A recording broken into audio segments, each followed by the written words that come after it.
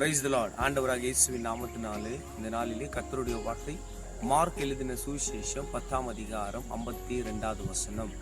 இயேசு அவனை நோக்கி, உன் விசுவாசம் உன்னை ரட்சித்தது. ஆமா, அருமையான தேவனுடைய பிள்ளைகளே, உன் விசுவாசம் தான் உன்னை ரட்சிக்கும். உன் விசுவாசம் தான் உன்னை காப்பாற்றும். உன் விசுவாசம் தான் உன்னை நடத்தும். உன் விசுவாசம் தான் உன்னை பலப்படுத்தும். உன் விசுவாசம் தான் ஆசீர்வாதத்தை கொண்டு வரும். இதை நல்லா புரிஞ்சுக்க வேண்டும். நிறைய பேர் எப்படி இருக்கிறாங்கன்னாக்கா, எனக்காக மற்றவங்க ஜெபிக்குவாங்க, எனக்காக ஊழியக்காரன் ஜெபிக்குவாங்க, எனக்காக சபை ஜெபிக்கும்.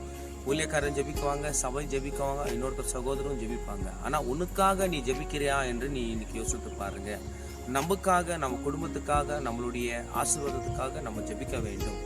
அந்த நாட்களிலே பத்துமையு பிச்சை எடுத்து கொண்டிருந்தான். அவனை நிறைய பேர் தடுத்தாங்க, இயேசு ஏன் தொந்தரப்படுத்துறேன்ட்டு. ஆனா அதெல்லாம் அவன் பார்க்கவே இல்லை.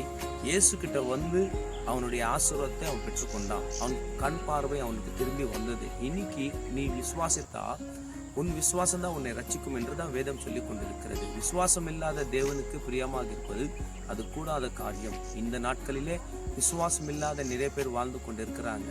நீ விசுவாசித்தா நீ பெரிய காரியங்களை நீ பார்க்க முடியும். தேவனால திருப்திப்படுத்தும் ஒரு காரியம் எது என்றால் விசுவாசத்தினாலதான் தேவனை பிரியப்படுத்த முடியும். பணத்தினாலும் அல்ல.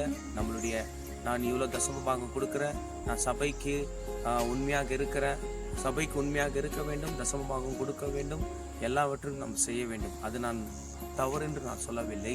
ஆனால் விசுவாசம் என்பது ரொம்ப முக்கியமானது.